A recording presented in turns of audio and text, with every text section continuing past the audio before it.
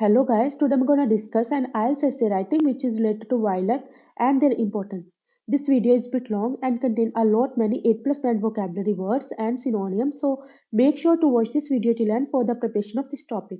I also have mentioned the timestamp in the description box so that you can click on your preferred video part.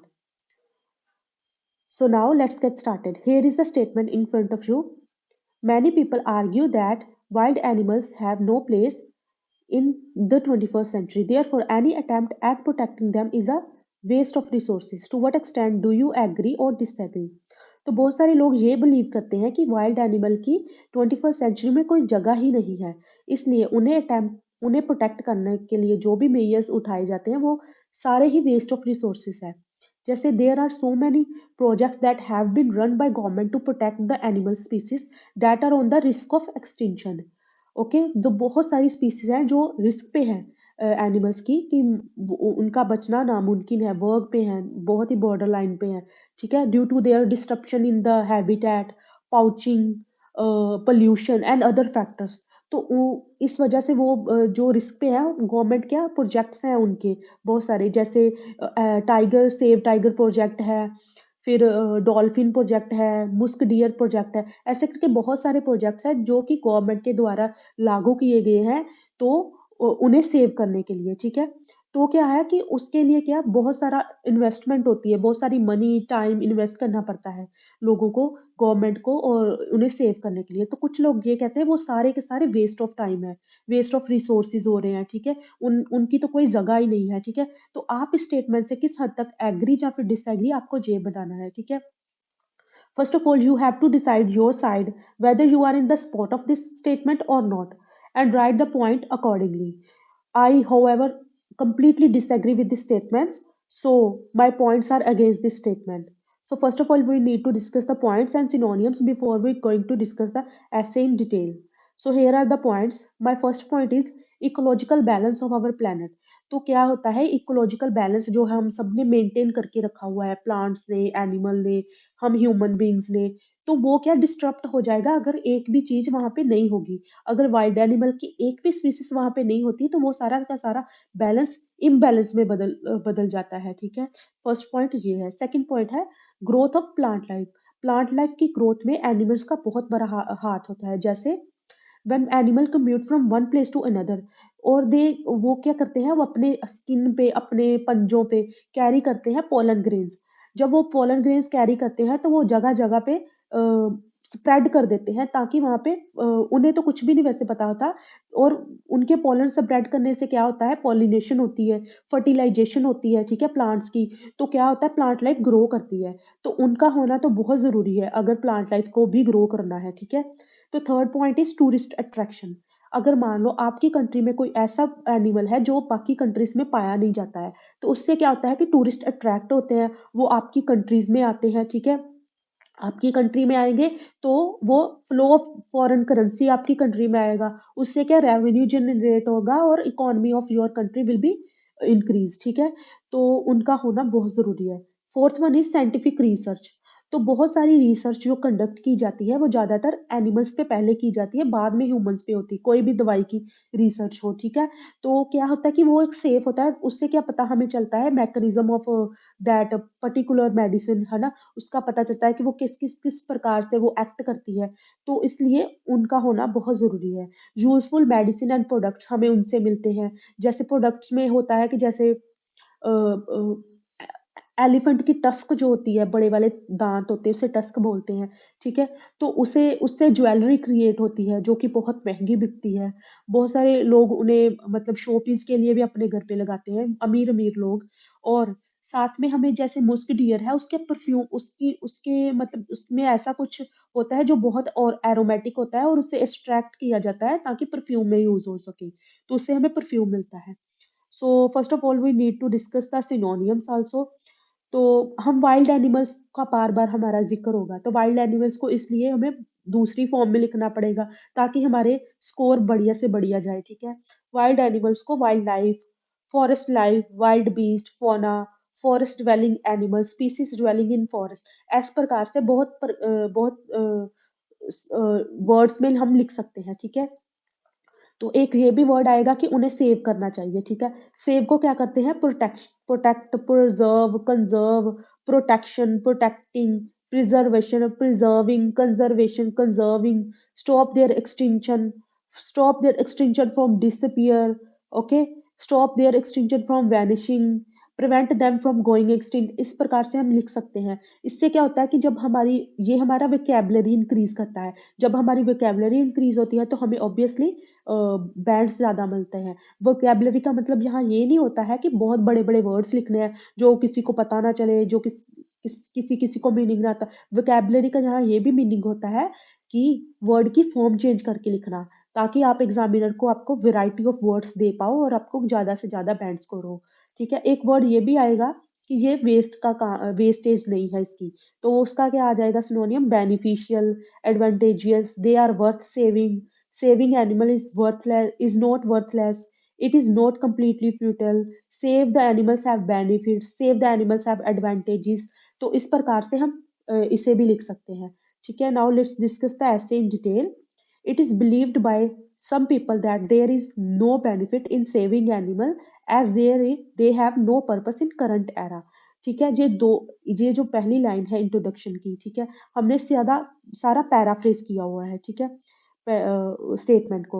वहां पे था many people ये believe करते हैं कि उनकी कोई जगह नहीं है, उन्हें प्रोटेक्ट करने का कोई मतलब नहीं है, पहली दो लाइनें उसे सीधा सीधा हमने पैराफ्रेज कर दिया, 21st सेंचुरी को करंट एरा लिख दिया, ठीक है।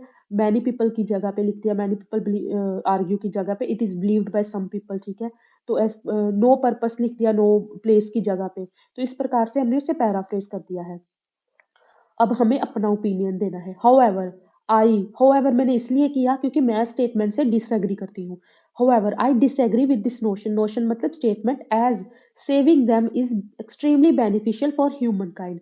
क्योंकि मेरे हिसाब से उन्हें सेव करना हमारे लिए बहुत ही लाभदायक है, इसलिए ह्यूमन काइंड को अब हम मैन काइंड, ह्यूमैनिटी भी लिख सकते हैं, ठीक है। तो अब the main reason why we should save them is that they play an integral role in maintaining the ecological balance of our planet।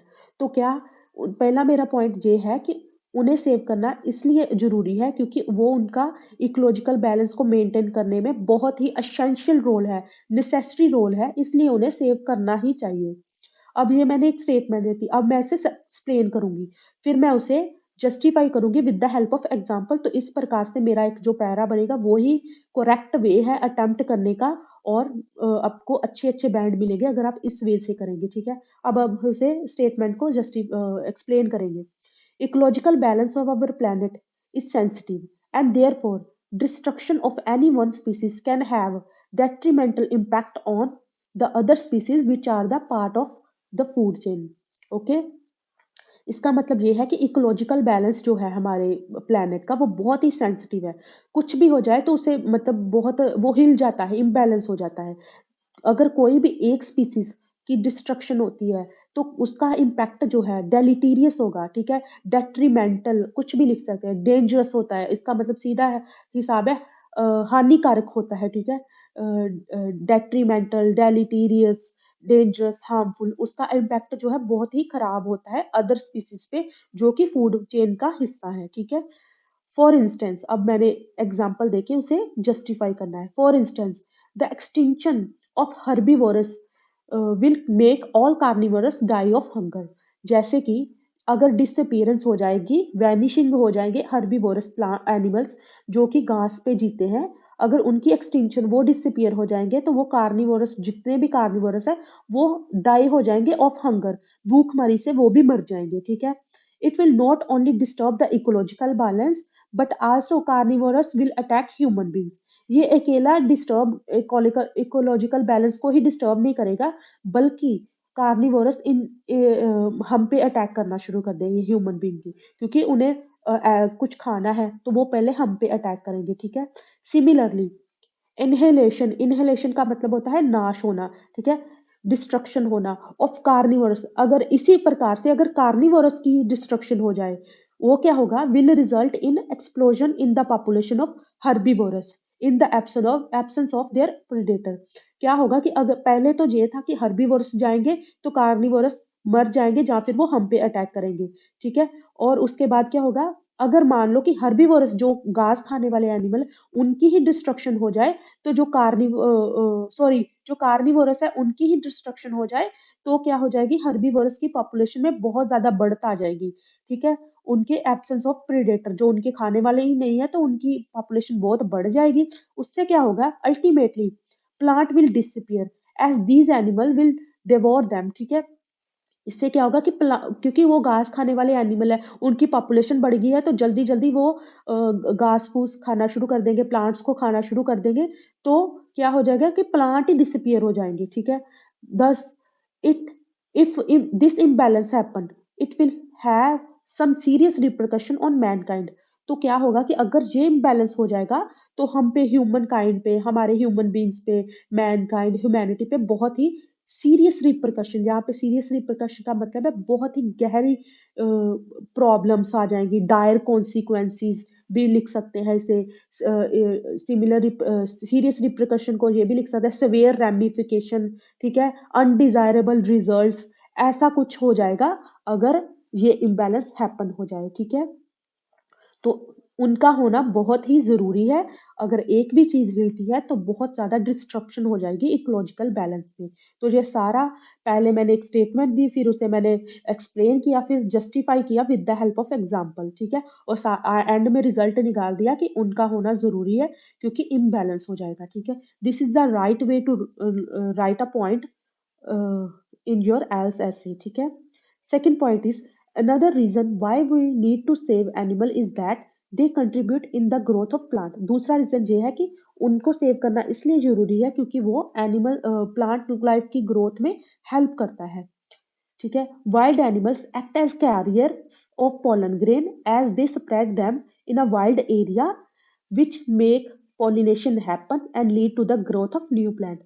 क्या होता है कि वाइल्ड एनिमल्स जो होते हैं, वो क्या करते हैं, वो एक्ट करते हैं कैरियर, क्योंकि वो पोलन ग्रेन्स को अपनी स्किन पे या फिर अपने पंजों पे कैरी करके एक जगह से दूसरी एरिया तक स्प्रेड करा देते हैं, बहुत ही बड़े पद्धर पर उसे स्प्रेड करा देते हैं, और पॉलिनेशन इससे पॉसिबल हो जाती है। ठीक है, जिससे न्यू प्लांट्स उगते हैं फिर। ठीक है, this is essential for us, ये बहुत ही जरूरी है हमारे लिए, क्योंकि because if the plant disappear from the earth, it will only jeopardise our extension as a plant produce life saving oxygen. वो क्या करेंगे, अगर ये हमारे लिए क्यों जरूरी है, क्योंकि अगर प्लांट्स नहीं होंगे, मान लो एनिमल्स नहीं है, वो पॉलिनेशन नहीं करा पाते हैं, तो प्लांट्स भी नहीं है, तो वो हमारा जीना एंडेंजर में आ जाएगा, रिस्क में आ जाएगा, क्योंकि प्लांट से ही तो हमें ऑक्सीजन मिलती है, लाइफ सेविंग ऑक्सीजन। ठीक है, if this happen, it will make human survival impossible. अगर एनिमल्स नहीं है तो प्लांट्स नहीं है, तो मतलब हम भी नहीं है, तो हमारा जीना भी इम्पॉसिबल हो जाएगा। ठीक है,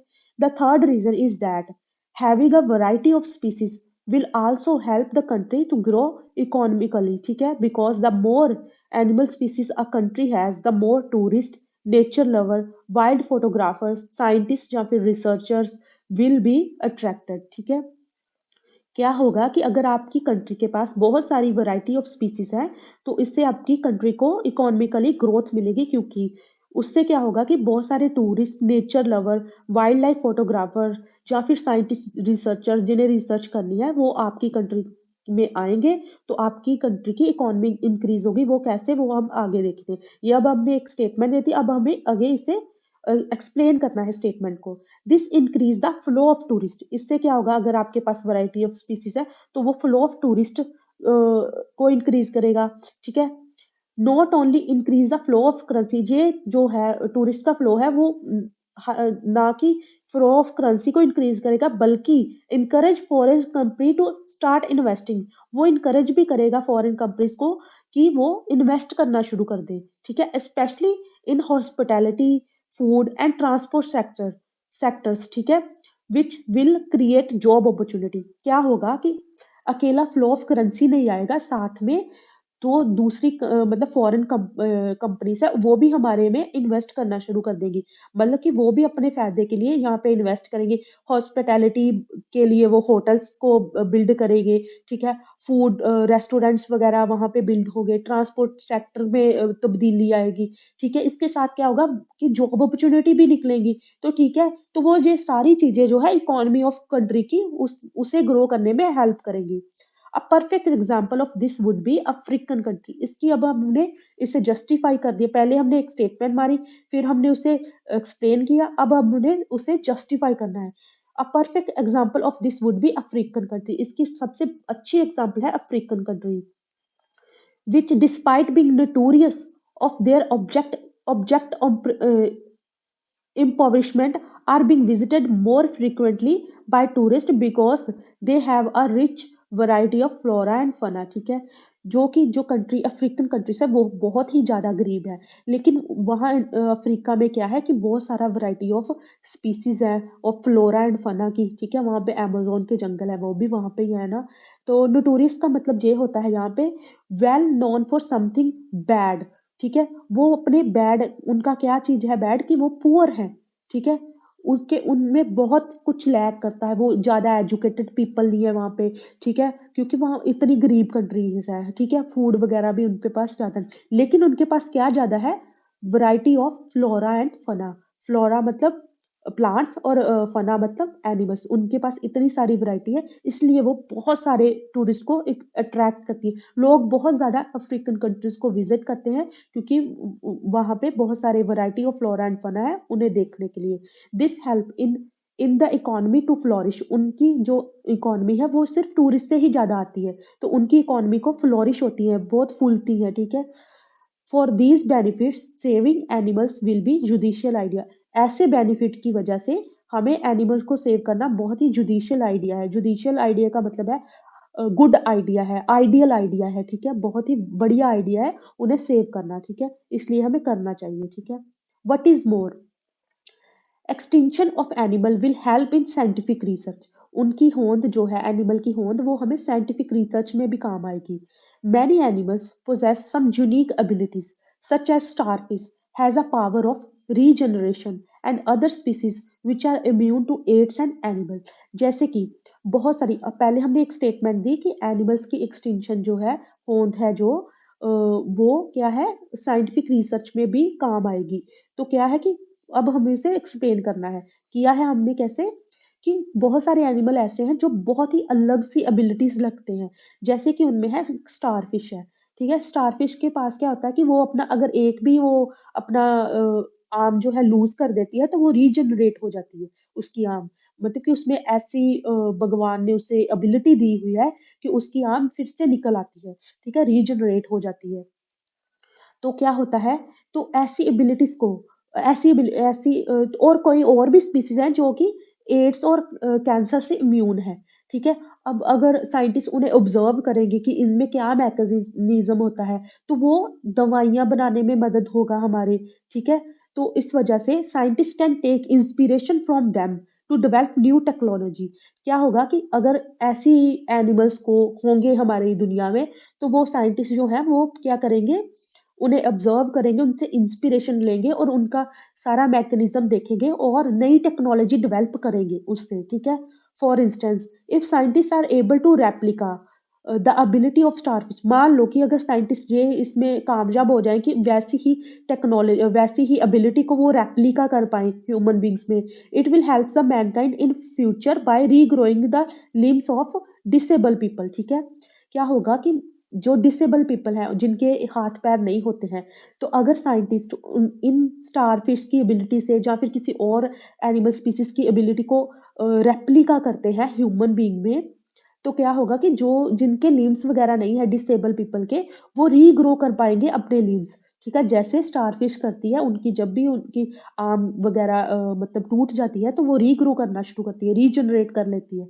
तो इस प्रकार से वो हमें भी मदद मिलेगी। However this will be feasible और possible only if animal continue to exist. ये तब ही पॉसिबल होगा जब एनिमल इस धरती पे होंगे। ठीक है, तो अगर वो नहीं होंगे तो फिर तो वो ये चीज पॉसिबल ही नहीं है। ठीक है, फाइनली एनिमल्स, अब मेरा लास्ट पॉइंट है ये, finally the animals provide many useful medicine and products. Animal जो है बहुत ही यूजफुल मेडिसिन भी हमें प्रोवाइड करते हैं और प्रोडक्ट्स भी, like without harming a snake, snake venom can be extracted to produce medicine as well as for Chinese medicine rhinos horns are used। ठीक है, जैसे कि जैसे हम स्नेक बाइट जब कर जाता है तो तब हम क्या इंजेक्शंस लगाते हैं ऐसे, जो मतलब उसे कोप करते हैं, टैकल करते हैं जब हमें स्नेक बाइट होती है, ठीक है। तो स्नेक वैनम जो है उसे एक्सट्रैक्ट किया जाता है विदाउट हार्मिंग द स्नेक, ठीक है। उसके मुंह पकड़ के उसे हमने देखा ही है कि वो कैसे एक जार में उसका जो उसका मतलब जहाँ पे जहर वाली थैली होती है उसके मुंह में, तो वहां से उसका वो जहर वाली थैली से उसका स्नेक वैनम निकाल लिया जाता है जहर को। तो फिर उसे मेडिसिन में यूज किया जाता है। उनकी जब जिस उस पर्सन की जब जिस पर्सन को भी स्नेक ने काटा हो ना, तो तब उसे यूज किया जाता है। जैसे कि बहुत ही रिसेंट एग्जांपल है, आजकल बहुत ज्यादा न्यूज थी कि सलमान खान को 3 बार सांप ने काट लिया था जब वो अपने पनवेल वाले फार्म हाउस में था। तो तब क्या गया, उस स्नेक को पकड़ा और उसका वेनम निकाला और उसे ट्रीट किया। अब सलमान खान आपको पता ही बिल्कुल फिट एंड फाइन है। तो इस प्रकार से क्या होता है कि मेडिसिन को एक्सट्रैक्ट कर लिया जाता है, ठीक है। तो मेडिसिन बनाई जाती है, ठीक है। तो और जो चाइनीज मेडिसिन होती हैं वो राइनोस के हॉर्न्स के से भी बनती है, मतलब राइनोस के हॉर्न से उन्हें मेडिसिन जो तैयार होती है वो चाइनीज मेडिसिन है, ठीक है। Similarly tusk of elephant can be make jewelleries which is famous in Asian country. उसी प्रकार से टस्क जो लंबे वाले हाथी के दांत है, उस उससे ज्वेलरीज बनाई जाती है जो कि एशियन कंट्रीज में बहुत ज्यादा फेमस है, ठीक है। आल्सो उसके अलावा क्या है, glandular secretion of musk deer has have aromatic substance which are commonly used as base note in the perfume like Calvin Tom Ford and etcetera, ठीक है। जैसे उसी प्रकार से मुस्क डियर जैसे मैंने आपको बताया वो भी कश्मीर में ज्यादातर पाए जाते हैं। उससे क्या होता है, उसके ग्लैंडुलर सिक्रीशन, ग्लैंडुलर मतलब ग्रंथियां जो शरीर के अंदर होती है, मतलब बॉडी के अंदर जो ग्रंथियां है, उससे क्या होता है, वो उसका एक एरोमेटिक सब्सटेंस को निकाला जाता है जो कि बेस नोट को की तरह इस्तेमाल होता है परफ्यूम में। बेस नोट्स होती हैं long lasting elements of fragrance, ठीक है, उसे बेस नोट्स कहते हैं, बेस नोट्स कहते हैं, ठीक है। तो वो जैसे बड़े बड़े ब्रांड है, कैल्विन टॉम फोर्ड, उनमें वो यूज होता है, ठीक है। तो हमें वहां से प्रोडक्ट भी मिल गए, मेडिसिन भी मिल गई, ठीक है। अब in conclusion it is clear that extinction of animal is important. इससे क्लियर क्या होता है कि एक्सटिंक्शन ऑफ एनिमल की होंद बहुत ही इंपॉर्टेंट है for the survival of human being. हमारे सर्वाइवल के लिए उनकी होंद बहुत ही जरूरी है, ठीक है। If no timely actions are taken even humanity will perish in the coming year, ठीक है। पेरिश का मतलब है to die, to destroy, to be destroy, ठीक है। तो क्या होगा, जैसे कि जैसे हमें पता ही है बहुत सारी स्पीसीज हैं जो कि वर्ग ऑफ एक्सटिंक्शन में, अगर वो एक्सटिंक्ट हो जाएंगी तो क्या होगा, हमारा इकोलॉजिकल बैलेंस डिस्टर्ब हो जाएगा। बैलेंस डिस्टर्ब होगा तो कल को हमें भी हार्म पहुंचेगा। तो अगर नो टाइमली एक्शन, अगर अभी अभी एक्शन ना उन्हें बचाने के लिए लिए गए, तो क्या होगा कि हमारी जो ह्यूमैनिटी है वो भी डाई ऑफ कर जाएगी इन अ कमिंग ईयर, आते वाले आने वाले ईयर्स में वो भी मतलब पेरिश हो जाएगी, डिस्ट्रॉय हो जाएगी, हमारी ह्यूमैनिटी भी डाई ऑफ कर जाएगी। तो this is the essay which I had explained in a very good way and help you to get A+ band in your IELTS writing test. So I hope you like the video. Please do subscribe and like, share and the video. Thank you guys.